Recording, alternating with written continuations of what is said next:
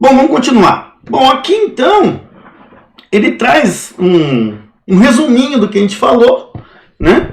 3 formas de calcular o torque, né? Então 3 formas de calcular o torque, vocês têm aí no livro de vocês também, né? Que é o Zemans, que é quem, né?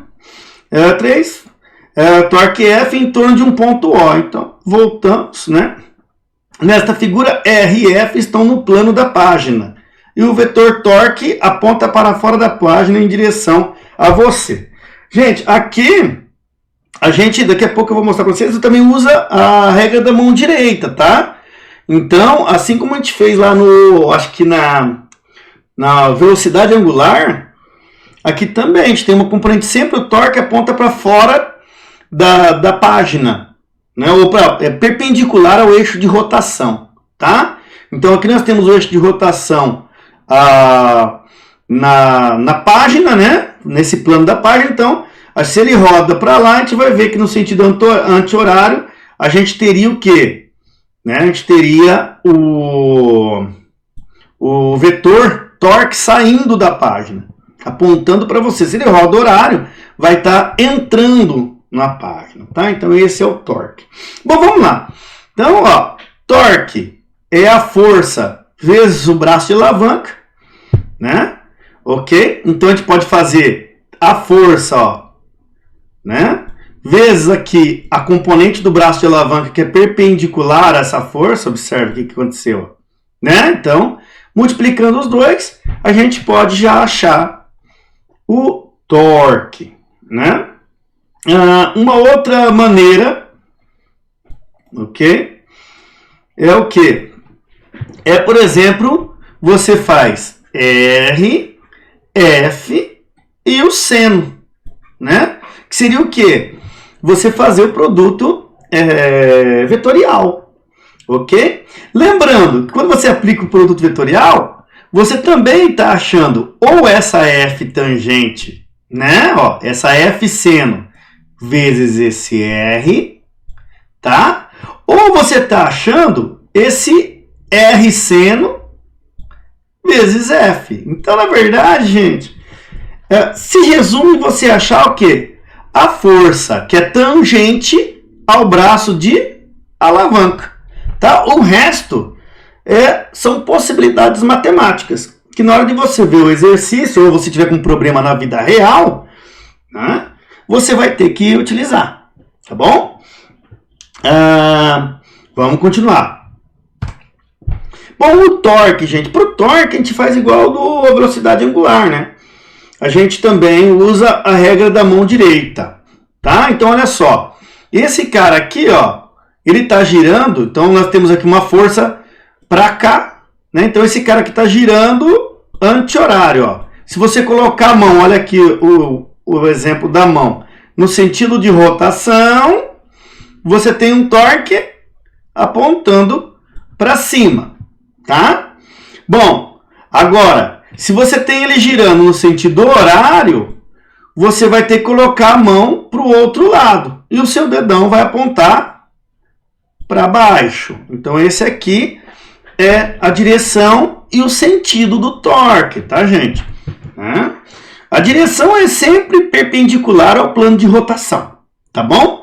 Por isso que é um produto vetorial. Se você lembra lá da aula eu acho que de GA, você catava o vetor R, colocava na matriz IJK, vetor F e realizava o produto vetorial. Quando você faz isso com os dois vetores, você encontra um terceiro vetor perpendicular a esses dois. Então, se o plano de rotação é XY, o torque vai estar no eixo do Z. Ok, gente? Não se esqueçam. Aqui eu gostaria de chamar a atenção de vocês que produto vetorial, você tem que obedecer a sequência do produto vetorial. Então, não pode fazer, se você tiver um vetor R e um vetor F com componentes IJK, você for fazer, por exemplo, produto vetorial, usar matrizes, você tem que obedecer, né, a regra de R vetorial F. Se você inverter, vai dar tudo ao contrário, né? Então, quando você faz a matriz, eu não lembro mais, eu acho que é assim, I, J, K, aí você repete, né? I, J. Aí você colocaria os componentes do vetor R aqui e do vetor F aqui. Daí você faz a multiplica assim, depois multiplica do outro lado e você consegue encontrar o produto vetorial. Né? Se você inverter o R pelo F, você obtém o vetor com as coordenadas trocadas, de mais para menos. Então, muito cuidado com isso, tá? Ok? Eu acho que tem um exercício aí, bem no comecinho, que vai pedir para vocês fazer um produtinho vetorial, tá? Ok? Direção e sentido do torque. Joia? A gente já viu isso aqui também com momento angular, né? Com velocidade angular, não é isso? Vamos continuar. Também nós temos também a concorrência dos torques, né? Então, imagine aqui, ó, que nós temos um corpo rígido, né? Um corpo rígido A, e nós temos um centro, um eixo, né? Então, imagine um corpo pivotado aí, e um eixo de rotação. Então, imagina que nós temos uma força F1 sendo aplicada nesse ponto aqui, uma F3 sendo nesse ponto e uma F2 sendo nesse outro ponto abaixo aqui, né? O que a gente faz para estudar isso, né? A gente passa uma linha reta,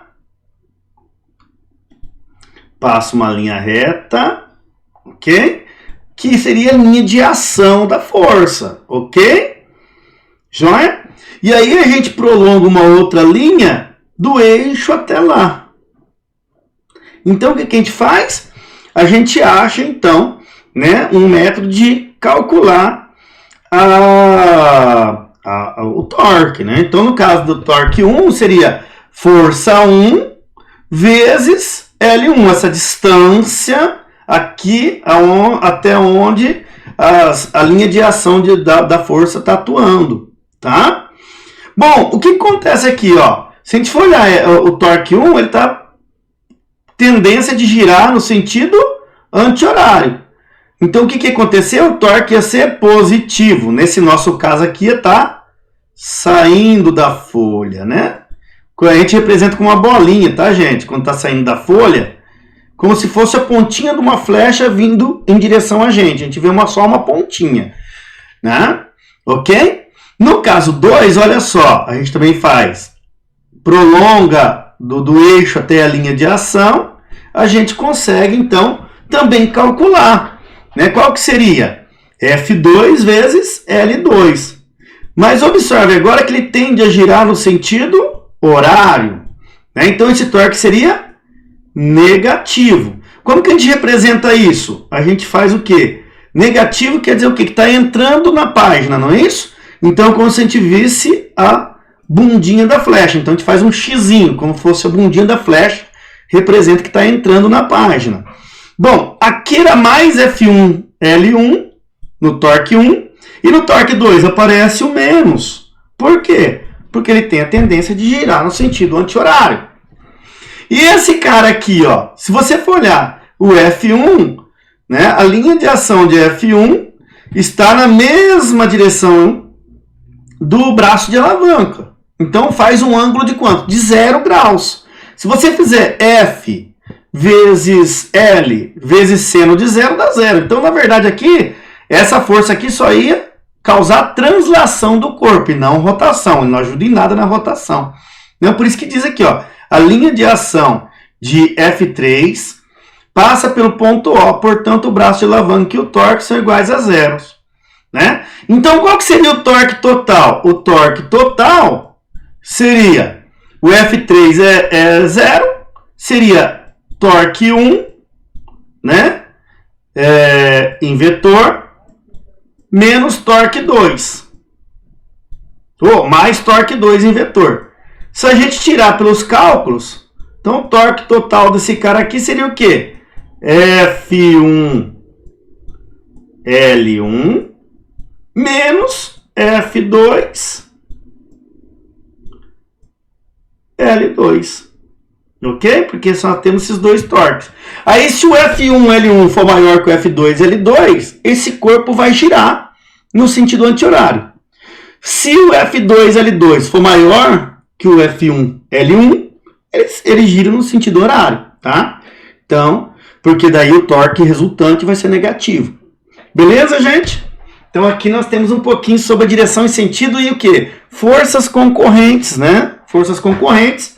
Então nós temos alguém ajudando no movimento e alguém atrapalhando. Ah, professor, se o torque for igual, o corpo, se ele estiver girando, ele vai continuar girando com a mesma velocidade angular, então a gente não tem aceleração. Se a soma dos torques for zero, a gente não tem aceleração angular, então não tem força resultante agindo no corpo. Se o torque resultante, o torque total, for diferente de zero, né, aí a gente tem que analisar. Se a velocidade angular for positiva e a aceleração, né, também, né, se a velocidade angular for positiva e a aceleração for positiva, né, a gente vai ter, então, movimento acelerado. Essa aceleração vai sair do quem? Do torque, porque a gente usa o torque como força, daqui a pouco vocês vão ver. Se for de sinal, então quer dizer que é sinal iguais. Se o torque for negativo e a aceleração angular também for negativa, que é a aceleração tangente, que a gente vai ficar só se preocupar, vocês vão ver daqui a pouco. A gente também tem um movimento acelerado no sentido horário, né? Agora, se a gente tem sinais contrários, a gente tem um movimento retardado, tá bom? Bom, vamos para um exemplo aqui, né? Um exemplo é o quê? É o exemplo 10.1 do livro, aí, o mais simples que existe, ó. Aplicando um torque, né? Um bombeiro hidráulico incapaz de afrouxar, né? A conexão de um tubo, encaixa um pedaço de tubo de sucata, né? Uma alavanca sobre a haste da chave, ó, então ele enfia o tubo no braço da chave. Isso aqui é muito bom para ajudar. Eu carregava isso aqui, um tubo, para ajudar para descochar o parafuso da roda do carro, né? Facilita bastante na hora de trocar pneu, né? Porque você faz um torque maior conforme maior o braço da alavanca, não é isso? Bom, sobre uma haste de chave de grifa, né? Essa chave aqui de cano. A seguir, ele usa um peso de 900 N, tá aqui, ó. Ele força, né?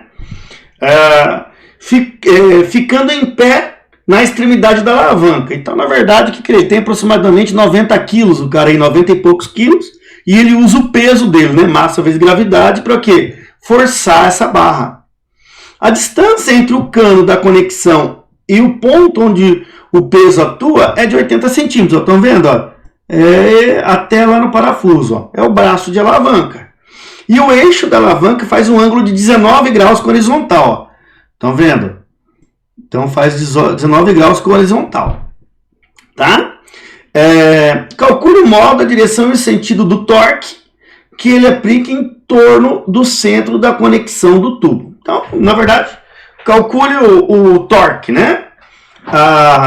Aqui fica um pouco mais fácil, né? Vamos lá. Primeira coisa, a gente tem um torque atuando nessa direção, nesse sentido, para baixo. Então, aqui a tendência é ele girar no sentido anti-horário, né? Se você colocar a mão na frente do computador e girar os dedos, você vai ver que, né, a direção, né, e o sentido dele vai ser perpendicular ao plano daqui da página, né, saindo dela. Então, a gente vai ter mais ou menos aqui, ó, uma bolinha aqui, né? Ok? Olha que horrível. Tá bom. Okay? Então, a gente tem direção, e falta a gente achar o valor. Como que a gente faz para achar o valor? Ó? 2 métodos. Ou a gente acha esse braço de alavanca L e multiplica pela força. Esse aqui é 1. Então, a gente faria o quê? Olha só. R cosseno de... Observou que não é não é o seno, né? Lá indica só o produto vetorial. O importante é a gente achar a componente perpendicular, gente. Né? Ou senão, a gente pode fazer o quê? A gente pode pegar também, achar essa componente da força tangente e multiplicar por quem? Pelo R, que é o braço de alavanca. Né? Okay? Das duas maneiras vão dar o mesmo resultado. Né? Observe que se aqui tem 71 graus, aqui tem 19. Né? Até lá no começo eu falei, você podia fazer cosseno 90 menos φ, lembra? Então, por isso. Agora, se aqui tem 19, né? Se aqui tem 19, a gente pode brincar um pouquinho. Então aqui também vai ter 19, ó, né? Como que eu faço para achar esses ângulos? Uma das maneiras é assim, ó. Então eu gosto de pensar assim, ó. Imagine dois negócios que a gente tem aqui, né? Um plano aqui. Então nós temos aqui, ó. Nós temos φ. Ok? Bom, como que eu faço para achar um outro ângulo igual a φ? Se eu traçar uma perpendicular com esse aqui, ó. Nossa, que porcaria, hein? E uma perpendicular com essa outra linha aqui de baixo, ó. Tá? Aonde as duas se encontram também é φ.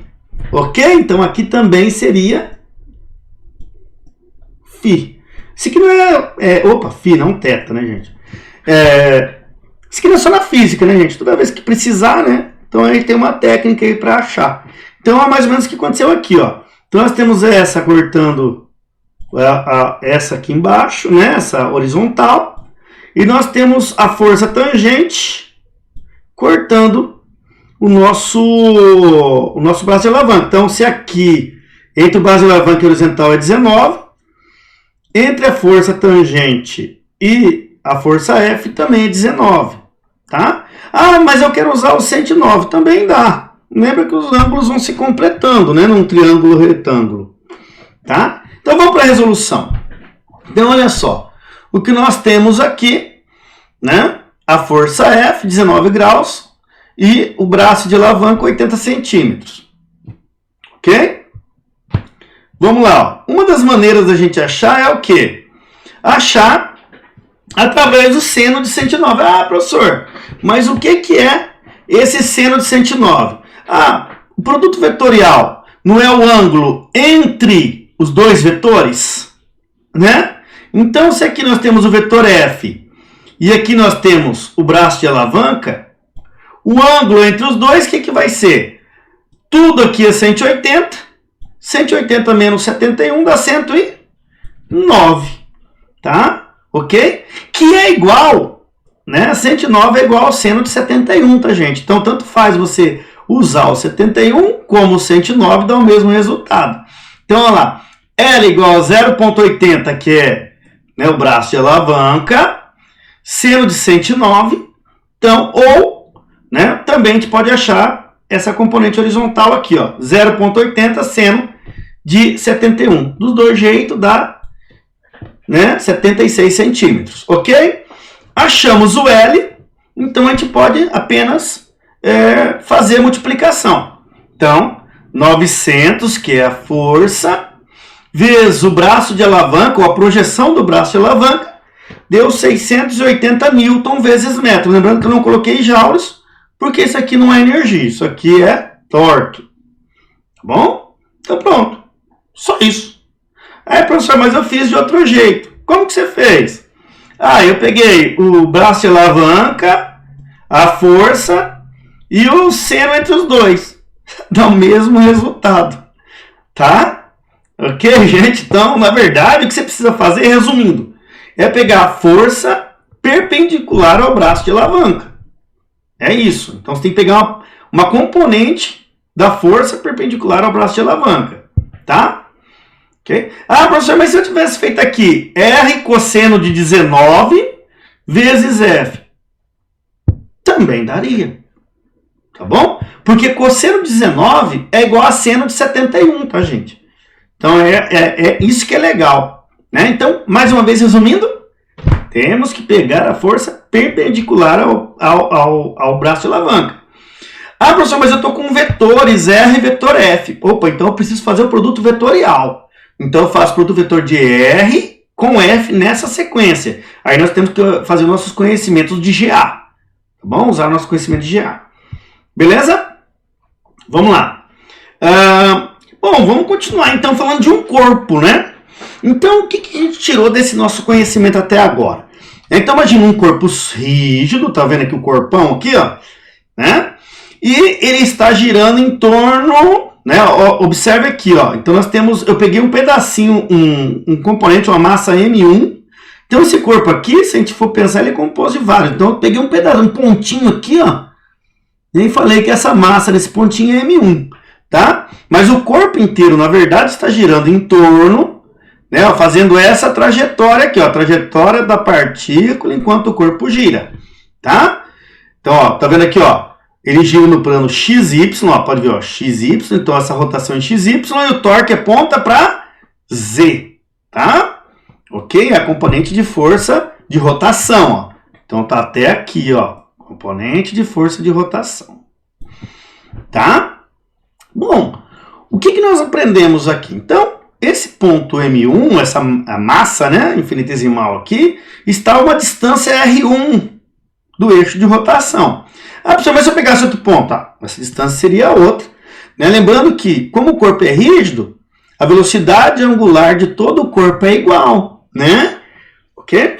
Bom, aí nós temos aqui, olhando o corpo rígido, se a gente pegar, né, o movimento de rotação, a gente vai ter aqui uma força que vai ser radial, né? Uma força que é radial. Essa força aqui gera rotação, influencia na rotação? Não, tá, gente? Essa força F1 radial, ela vai ser só influenciar, ela vai influenciar na força centrípeta ou na aceleração centrípeta, né? E essa outra força tangente. Ah, essa força tangente aqui é ela, né, que faz o corpo aumentar a sua velocidade angular ou diminuir, se estiver girando já na velocidade angular e for aplicada uma força contrária, diminuir a sua velocidade angular. Para quem já brincou de girar tambor ou pneu, alguma coisa, passava a mão em volta, né, do pneu assim, para ele rodar mais rápido. Então é isso, você está aplicando uma força e gerando um torque, né? Ok? Então, ó, somente a componente da força, a gente já falou sobre isso, né, gente, lá no começo, tangencial produz, né, o torque Z, tá bom? Então, é só ele que produz essa força aqui. Se não tiver essa força e o corpo estiver em movimento, né, não tiver nenhuma força agindo, ele vai continuar sempre, ó, lembra das leis de Newton? É igual. Ele vai continuar sempre na mesma velocidade, tá?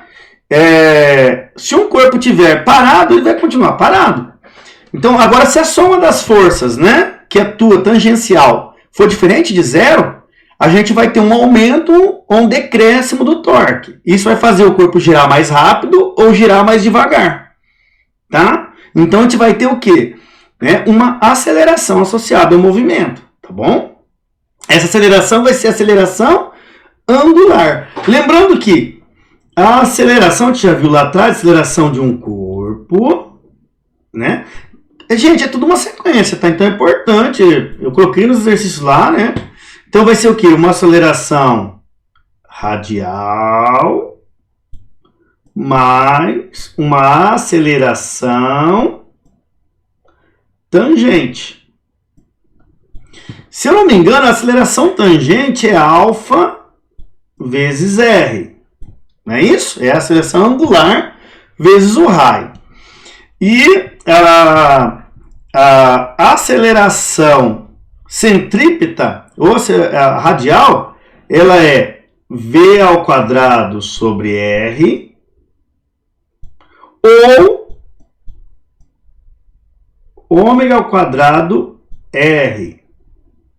Ok? Tá, aqui eu usei um R minúsculo, aqui já uso um R maiúsculo, mas é o raio, tá bom? Então, é a soma vetorial. Então, né, a aceleração total de um corpo é a soma vetorial. Então, se a gente não tem a força tangente, a gente não tem essa componente, né, tangencial que faz o corpo variar a sua velocidade angular. A gente só vai ter essa radial aqui, ó, né, que é responsável pela aceleração e força centrípeta, tá? Que é a força que segura esse corpo, mantém esse corpo girando em torno desse eixo, tá? Quando a Lua gira em torno da Terra, é isso que a gente tem, né? Nós temos uma atração da gravidade, onde a gente tem uma força centrípeta que não deixa a Lua escapar, tá bom? Da órbita. Bom, vamos lá. Olha, eu estou fazendo uma rabisqueira, né? Vamos continuar aqui. O que vem depois?